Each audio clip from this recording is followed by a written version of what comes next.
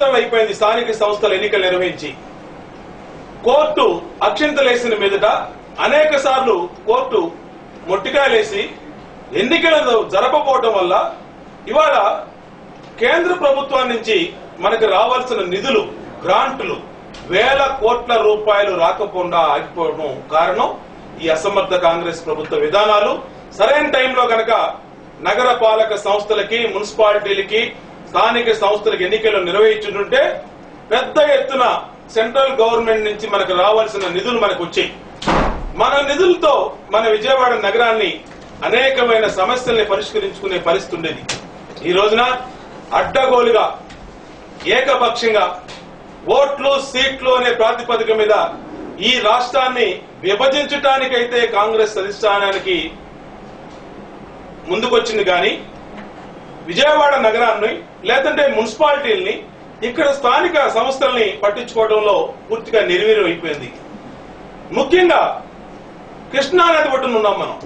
కృష్ణానది ఒడ్డు నుండి కనీసం నీరును కూడా సక్రమంగా సప్లై చేయలేనటువంటి నగరపాలక సంస్థ గాని ప్రభుత్వం గాని ఒక గంట కూడా నీళ్లు రానటువంటి సింగనగర్ ప్రాంతం, రాజీవ్ నగర్ ప్రాంతం, కండ్రిక ప్రాంతంలో నీటి బిల్లుల్ని 300% పెంచారు.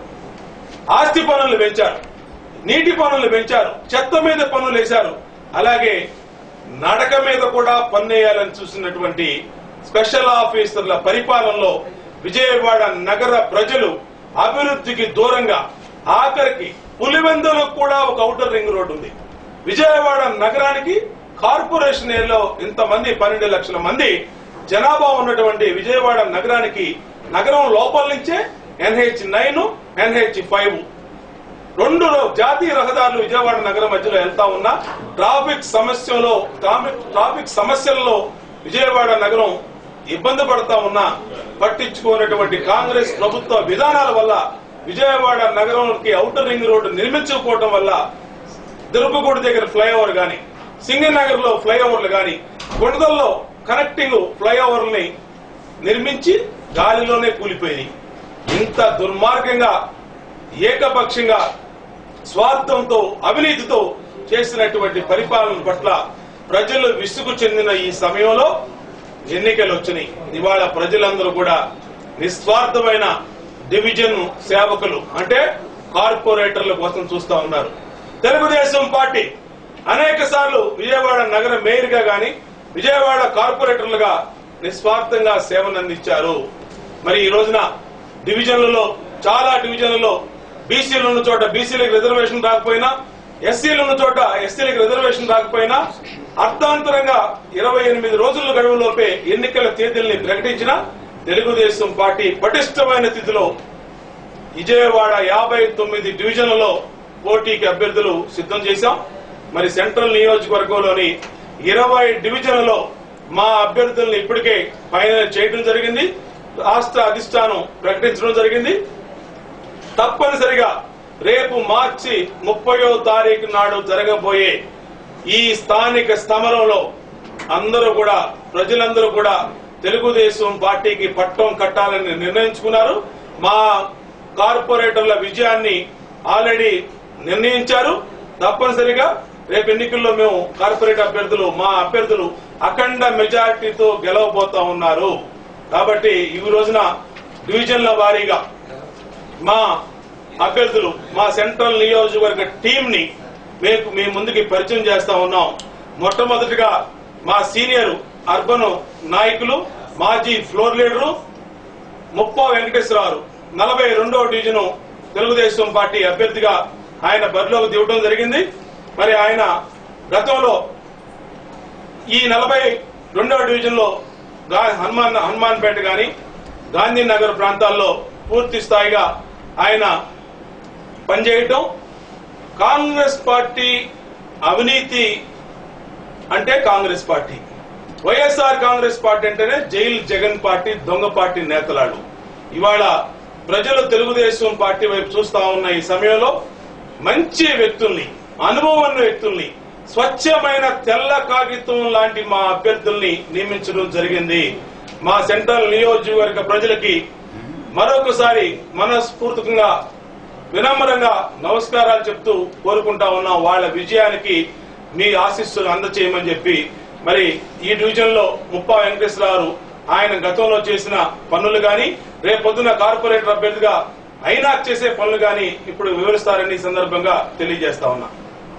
42 డివిజన్ ప్రజలందరికీ ఈ సందర్భంగా నా నమస్కారాలు తెలియజేస్తూ, నేను తెలుగుదేశం పార్టీకి 82 నుంచి క్రమశిక్షణ కార్యకర్తగా పనిచేస్తూ పార్టీ కోసం అహర్నిశలు కృషి చేస్తూ 95 నుంచి 2005 దాకా 2 సార్లు 19 డివిజన్ కార్పొరేటర్గా నన్ను అత్యధిక మెజార్టీతో గెలిపించిన హనుమాన్పేట, గాంధీనగర్, హనుమాన్పేట ప్రజలందరికీ కృతజ్ఞతలు తెలియజేస్తూ, వారందరికీ గత 10 సంవత్సరాల్లో నేను ఎన్నో సేవలు చేశానని చెప్పేసి వారందరికీ ఎక్కడ మంచినీడు తక్కువ అవడం కానీ, అలాగే శానిటేషన్ కానీ, లైట్లు కానీ, రోడ్లు కానీ అలాంటివన్నీ గత 10 ఏళ్లలో ఆ 3 పేటల ప్రజలకి ఎంతో చక్కగా నేను కార్పొరేటర్గా ఉండి వాళ్ళందరికీ వాళ్ళకి అన్ని పనులు చేయించడం జరిగింది. ఈ రోజున ఆ రోజున గవర్నమెంట్ హాస్పిటల్ దగ్గర ఉన్న పాకలు కానీ, జింకానా క్లబ్ దగ్గర పాకలు కానీ, సామూర్తి రోడ్లో ఉన్న పాకలు కానీ అందరికీ వాళ్ళందరూ ఆ మురిక్కోపాల్లో ఉంటున్నందునే బాగోలేదని చెప్పేసి వాళ్ళందరికీ మంచి ఏరియాలో రాజరాజపేటలో 2800 ఇళ్లు మొత్తం రిహాబిలిటేట్ చేసి వాళ్ళ ఒక్కొక్క ఇల్లు చాలా చక్కటి వాతావరణం వాళ్ళ ప్రజలు వాళ్ళ పిల్లలు అందరూ వాళ్ళు నివసిస్తున్నారని చెప్పి వారందరికీ మంచి వాతావరణం కల్పించిన నేను ఎవరికి కూడా అన్యాయం చేయకుండా వార్డు అందరికీ న్యాయం చేశానని ఆ 10 ఏళ్లు కాబట్టే నాకు అంత మెజార్టీతో ఆ వార్డు ప్రజలు గెలిపించారని, ఈ రోజున రిజర్వేషన్లలో మళ్ళీ 42 డివిజన్ ఓసీగా వచ్చినందున నన్ను పార్టీ క్రమశిక్షణ కార్యకర్తగా 42 డివిజన్ నిలబడమని చెప్పినందున నేను ఆ వార్డుకు మళ్ళీ కార్పొరేటర్గా పోటీ చేయించిన సందర్భంగా 42 డివిజన్ ప్రజలందరికీ నేను తెలియజేయ విన్నపం ఏంటంటే, ఈ డివిజన్లో ఇప్పటి వరకు అప్పుడే నేను డోర్ డోర్ తిరిగాను, దగ్గర 30 భాగం తిరిగాను. ఆ 42 డివిజన్లో ఎన్నో సమస్యలు ఇప్పటికీ కొట్టుమెట్టాడుతున్నాయి. సీతనపేట, రామానగర్, రామకోటి మైదానం, ఊరసి దగ్గర, చేపల మార్కెట్ దగ్గర. ఎందుకంటే హనుమాన్పేట నేను చేశాను కాబట్టి అక్కడ తక్కువ సమస్యలు ఉన్నాయి, ఇక్కడ ఇంకా సమస్యలు చాలా ఉన్నాయి. ఆ సమస్యలన్నింటినీ కూడా ఎక్కడికి వెళ్ళినా సరే ఇళ్లు లేవంటున్నారు, గ్యాస్ బండ్ రేటు పెరిగిందంటున్నారు, అలాగే శానిటేషన్ బాగాలేదంటున్నారు, ఆరోగ్యాలు బాగాలేవంటున్నారు ప్రజలు. నేను డోర్ డోర్ తిరిగేటప్పుడు చాలా సమస్యలు చెప్తున్నారు ప్రజలు. వాళ్ళందరికీ కూడా నేను చేసేది ఒక్కటే వినపం, అమ్మా కాంగ్రెస్ గవర్నమెంట్ 10 ఏళ్ల నుంచి ఉంది, వారు ఏం చేశారని మమ్మల్ని అడగొద్దు, మేము మాత్రం ఎట్టి పరిస్థితుల్లో కూడా రేపు మమ్మల్ని గెలిపించి కార్పొరేషన్ పంపించండి. నేను మీ అందరికీ తోడుగా ఉండి మీ అందరికీ రోడ్లు కానీ, లైట్లు కానీ, వాటర్ కానీ, శానిటేషన్ కానీ, హెల్త్లో కానీ, అలాగే మీకు ట్రాఫిక్లో కానీ, మీకు మీ జీవనాలకి మీరు అలాగే ఇల్లు అడిగారు ఎంతో మంది. మీ అందరికీ చక్కటి వాతావరణంలో ఇల్లు నా సాయశక్తుల రేపు తెలుగుదేశం గవర్నమెంట్ వచ్చిన తర్వాత మా గవర్నమెంట్ ఆధ్వర్యంలో మా గవర్నమెంట్ ప్రోద్భావంతో అందరికీ నేను ఇల్లు ఇప్పించగలిగి అలాగే మీ అందరికీ మంచి సౌకర్యాలు ఏర్పాటు చేస్తానని చెప్పి సందర్భంగా నేను తెలియజేసుకుంటూ నాకు ఈ అవకాశం ఇచ్చినందుకు కొండమ్మ గారి కృతజ్ఞతలు తెలియజేస్తున్నాను. అలాగే 42వ డివిజన్ లో ఈ సమస్యలతో పాటు పాదయాత్ర చేస్తున్నప్పుడు ప్రజలు అడుగుతా ఉన్నారు. 2009 ఎన్నికలకు ముందు కాంగ్రెస్ పార్టీ స్లిప్పులు ఇచ్చారు, మాకు మెళ్ళో పలకలు పెట్టి ఫోటోలు తీశారు, ఇల్లు ఇస్తామన్నారు బాబు, ఇంతవరకు మమ్మల్ని ఇల్లు ఇవ్వకుండా మోసం చేశారన్నారు. అదే తెలుగుదేశం పార్టీ 10 సంవత్సరాల పాటు చంద్రబాబు నాయుడు గారు ముఖ్యమంత్రిగా ఉన్నప్పుడు new Rajarajeswaripeta, Rajiv Nagar, Bombay colony, Kandrika colony ఇలాంటి కాలనీల్ని ఈ రాష్ట్రంలో 1,00,000 కాలనీలని కట్టించిన ఘనత ఆనాటి ముఖ్యమంత్రి చంద్రబాబు నాయుడు గారిది. ఎవరి కోసం కట్టించారండి? ప్రజల కోసం, పేద వర్గాల కోసం, పేదల కోసం ఇళ్లు కట్టించింది తెలుగుదేశం పార్టీ. మరి 2009లో ఓట్ల కోసం, సీట్ల కోసం, ఎన్నికల్లో గెలవాలనే దీనికోసం ఇల్లు ఇస్తామని ప్రజల్ని మోసం చేసి దగా చేసి ఓట్లు వేయించుకున్న తర్వాత ఏరు దాటిన తర్వాత తెప్ప తగలేసినట్టుగా ఓట్లు అయిపోయి 5 సంవత్సరాల పదవీ కాలం పూర్తయింది. కానీ ప్రజలకు ఇళ్లు రాకపోవటం వల్ల ఇంకా ఇళ్లు వస్తాయని చెప్పి వాళ్ళు ఎదురు చూసి కళ్ళు కాయలు కాసిపోయేలాగా వాళ్ళు బాధపడతా ఉంటే గుండె తరుక్కుపోతా ఉంది. ఈ రోజున స్పష్టమైన విధానంతో తెలుగుదేశం పార్టీ రేపు ఎన్నికల్లో పోటీ చేయబోతా ఉన్నాం. తెలుగుదేశం పార్టీ విధానాలు రేపొద్దున్న అధికారంలోకి విజయవాడ నగర మేయర్ గా గెలవంగానే, తెలుగుదేశం పార్టీ రాష్ట్రంలో అధికారంలో చేపట్టంగానే తెలుగుదేశం పార్టీ ఇచ్చిన మాట ప్రకారం గ్యాస్ బండని నగదు బదిలీ ఆధార్ కార్డుతో సంబంధం లేకుండా 430 రూపాయలకే గ్యాస్ బండ ఇప్పించే బాధ్యత తెలుగుదేశం పార్టీగా తీసుకుంటాం.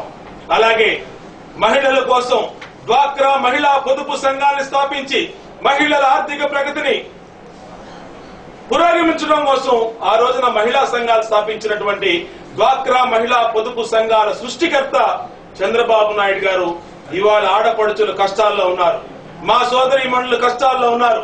ఇవాళ వాళ్ళ దగ్గర 430 రూపాయలే గ్యాస్ బండ కొనుక్కోలేని స్థితిలో ఉన్నారని డ్వాక్రా మహిళా పొదుపు సంఘాల తీసుకున్న బ్యాంకు అప్పుల్ని తెలుగుదేశం పార్టీ అధికారంలోకి రాగానే వాళ్ళ బ్యాంకు అప్పులు మొత్తం అసలు వడ్డీ రెండింటిని రద్దు చేస్తామని ఏ విధంగా అయితే ప్రకటించారో జూన్ నెలలో తెలుగుదేశం పార్టీ చంద్రబాబు నాయుడు గారు ముఖ్యమంత్రిగా ప్రమాణ స్వీకారం చేయగానే డ్వాక్రా మహిళా పొదుపు సంఘాలకి తెలుగుదేశం పార్టీ ఇచ్చిన మాట ప్రకారం వాళ్ళు తీసుకున్నటువంటి బ్యాంకు అప్పులు అసలుని వడ్డీని తెలుగుదేశం అధికారంలో వచ్చే నాటికి ఎంతైతే వాళ్ళు ఉన్నాయో వాళ్ళందరినీ కూడా రద్దు చేసి మళ్ళా తిరిగి రుణాలు ఇప్పించే ప్రక్రియ చేపడతామని ఈ సందర్భంగా తెలియజేస్తా ఉన్నాం.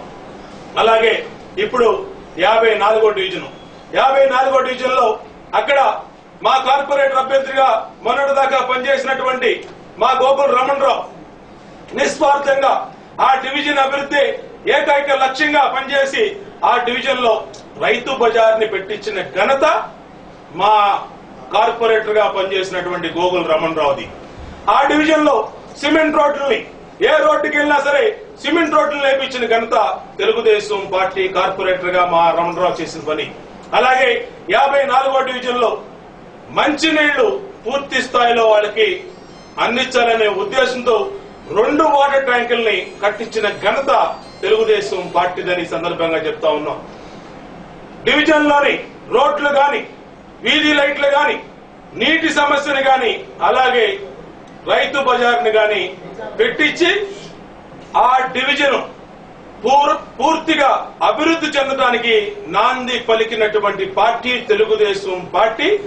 కష్టపడి నిస్వార్థంగా పనిచేసినటువంటి వ్యక్తి మా మాజీ కార్పొరేటర్ గోగుల రమణరావు గారు.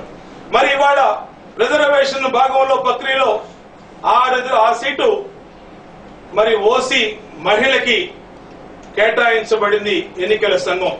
దాంట్లో ఒక మంచి వ్యక్తి, సామాన్యులకి అందుబాటులో ఉండే వ్యక్తి, నిత్యం ప్రజా సమస్యల మీద ప్రజలకు అందుబాటులో ఉండే వ్యక్తి, ₹1 కూడా ఎదుటి వ్యక్తి నుంచి ఆశించకుండా చేతనైనంత వరకు పేదలకి సహాయం చేసే కుటుంబం నుంచి వచ్చినటువంటి వ్యక్తి మా చెల్లెలు యలవర్తి రాజ్యలక్ష్మి. మరి ఆమెని ఆ డివిజన్ కమిటీలో ఏకగ్రీవంగా ఆమోదించడం, రాష్ట్ర పార్టీ ఆమె అభ్యర్థిత్వాన్ని ఖరారు చేయటం వల్ల ఈ రోజున ఆమెని అక్కడ అభ్యర్థిగా ప్రకటించడం జరిగింది. 54వ డివిజన్ నుంచి మా చెల్లెలు యలవర్తి రాజ్యలక్ష్మి అక్కడ అభ్యర్థిగా పోటీ చేయనందున మా ప్రజలందరికీ కూడా ఒకటే విజ్ఞప్తి చేస్తా ఉన్నాం. నిస్వార్థంగా పనిచేసే వ్యక్తుల్ని ఆదరించండి. మనం వాళ్ళ ఇంటికి వెళ్తే వాళ్ళ ఇంటి దగ్గర చేతులు కట్టుకుని నిలబడే వ్యక్తులను కాకుండా మనకి సమస్య వస్తే మన ఇంటి దగ్గరికి కార్పొరేటర్ వచ్చి మన పని చేసి పెట్టి మా రాజ్యలక్ష్మి లాంటి వ్యక్తుల్ని ₹1 కూడా అవినీతికి పాల్పడాల్సిన అవసరం లేనటువంటి వ్యక్తుల్ని మంచి కుటుంబం నుంచి చదువుకొని ఇంట్లో గృహిణిగా అన్ని రకాలుగా ఇంట్లో ఉండే వ్యక్తిని ఇవాళ రాజకీయాల్లో తీసుకొచ్చాం. ఆమెకి పూర్తి స్థాయిలో ఆమెని కార్పొరేటర్ గా ట్రైనింగ్ ఇస్తాం. కార్పొరేషన్ లో విధి విధానాల మీద, కార్పొరేషన్ లో ఏ సబ్జెక్టులు టేకప్ చేయాలనే విషయం మీద తెలుగుదేశం పార్టీ ఇవాళ మహిళలకి 50% స్థానిక సంస్థల్లో రిజర్వేషన్లు వచ్చిన భాగంగా ఇవాళ విజయవాడలో 59 డివిజన్లో 30 కార్పొరేటర్ అభ్యర్థులు మహిళలు వచ్చారు. పెద్ద ఎత్తున ఇది మహిళలకి ఒక అవకాశం లభించింది.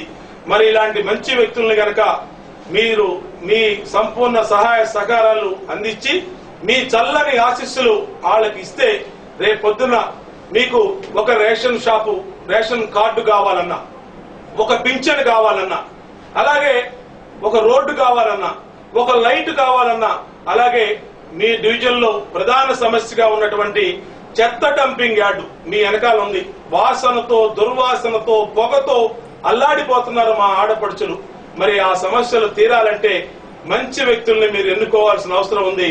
మా సోదరిమణి రాజ్యలక్ష్మికి మీ చల్లని ఆశీస్సులు, మీ చల్లని దీవెనలు కావాలని కోరుకుంటూ ఇప్పుడు మీ ముందుకు వచ్చినటువంటి రాజ్యలక్ష్మిని మీరందరూ చల్లని ఆశీస్సులు అందజేయాల్సిందిగా ఇప్పుడు మా సోదరిమణిని మాట్లాడవలసిందిగా కోరుచున్నాను. నమస్కారం అండి. నా పేరు యలవర్తి రాజ్యలక్ష్మి. నేను 54వ డివిజన్ నుంచి కార్పొరేటర్ గా మొట్టమొదటిసారిగా పోటీ చేస్తున్నాను. మా ప్రాంతం అధికంగా పేదవారు ఎక్కువగా ఉన్నారు. వారికి ఇల్లు సమకూరుస్తాము, 100 గజాల్లో ఇల్లు సమకూరుస్తామని చంద్రబాబు గారు చెప్పారు. అలాగే వృద్ధులకు, వితంతువులకు 1000 రూపాయలు ప్రకటించారు, పింఛన్ ప్రకటించారు. వికలాంగులకు 1500 ప్రకటించారు.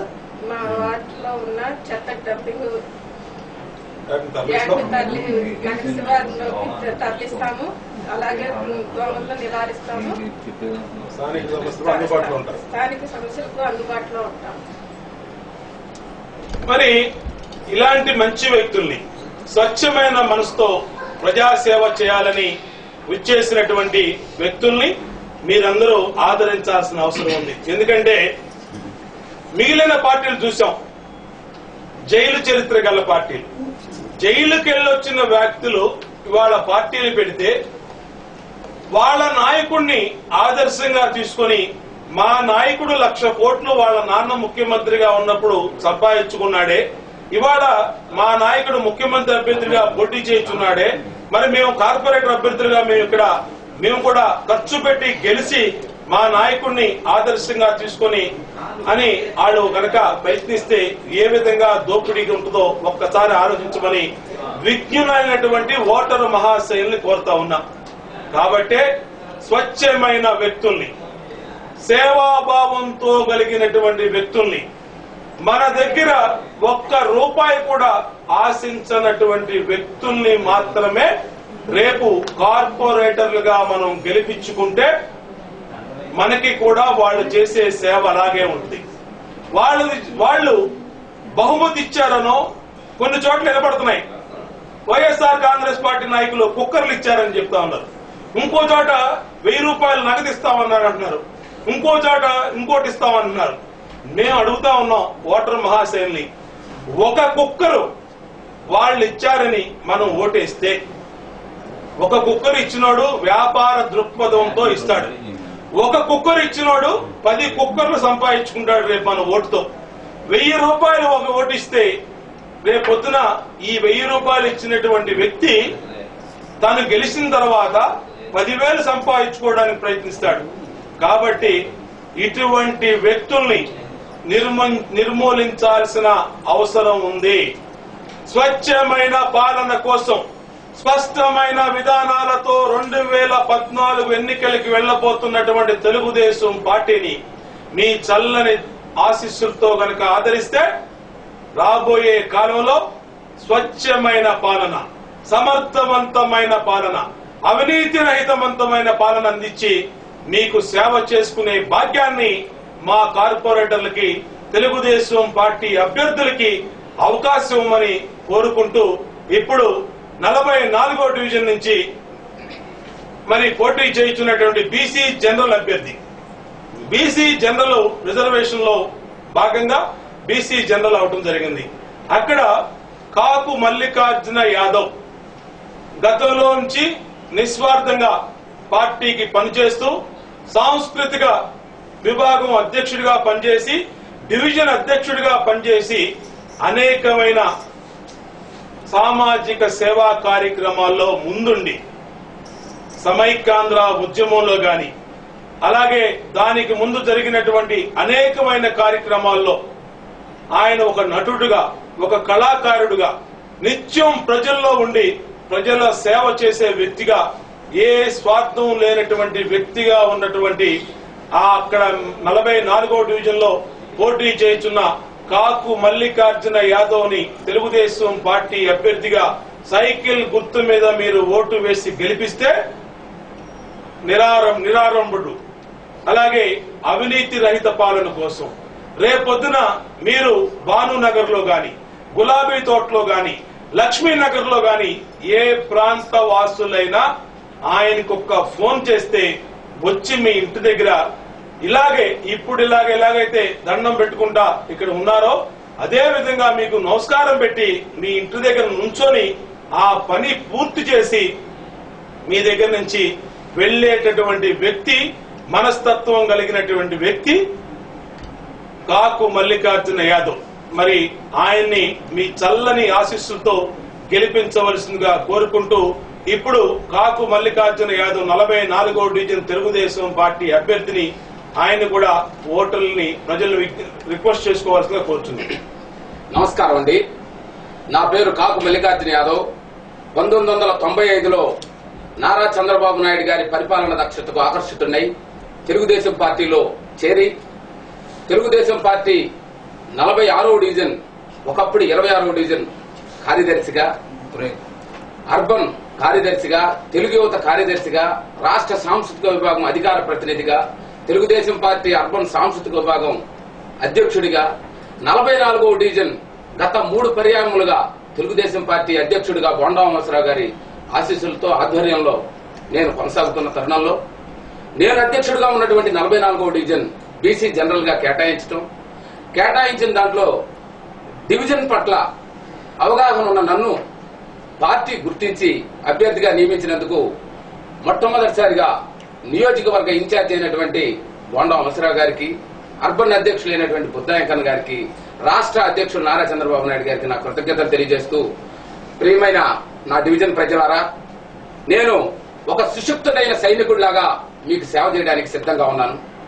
భానునగర్ ప్రాంతంలోని పట్టాలు లేవని నిరంతరం ఏ రోజు ఎవరొచ్చి మమ్మల్ని తొలగిస్తారా అని ఆందోళన చెందుతున్న మీకు బొండా ఉమాశ్వరరావు గారు, నారా చంద్రబాబు నాయుడు గారి ఎన్నుదన్నుతో నేను మీకు అండగా నిలుస్తాను.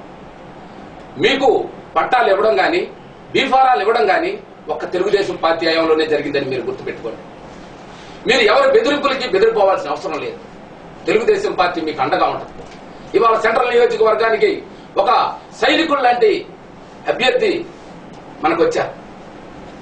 అదేవిధంగా విజయవాడ నగరంలో కూడా తెలుగుదేశం పార్టీ విజయకేతనం ఎగరవేయబోతుంది. మీరు ఎవరికి భయపడాల్సిన అవసరం లేదు. మీలో ఉన్నటువంటి ఆందోళనని మేము తొలగించడానికి సిద్ధంగా ఉన్నాం.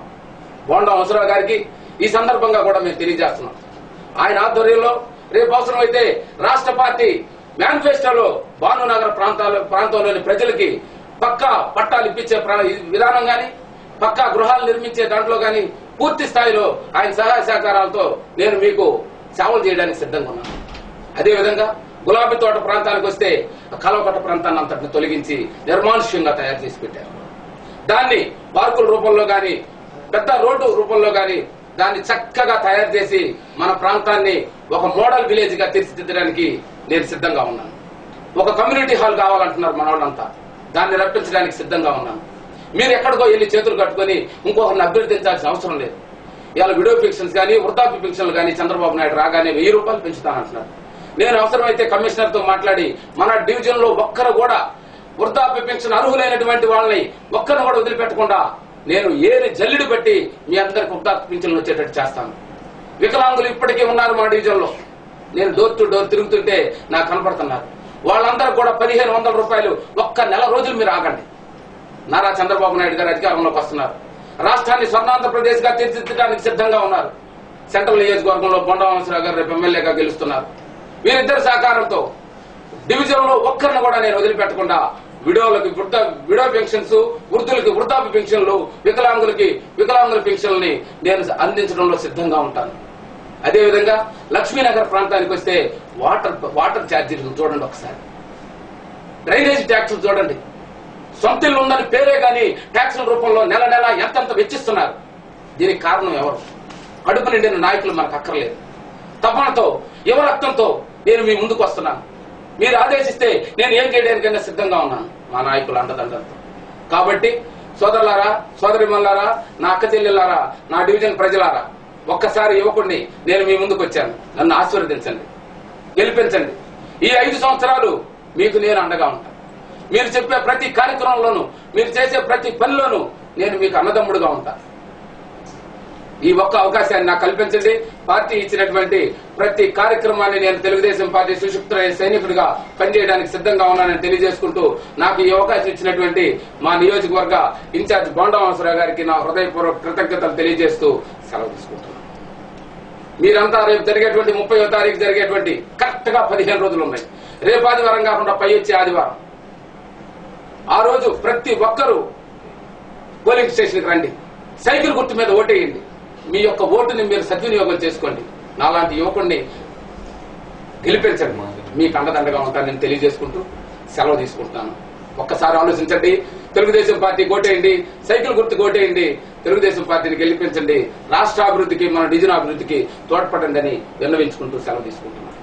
ప్రత్యేక ముఖాముఖి కార్యక్రమంలో ఇప్పుడు ఒక విరామం.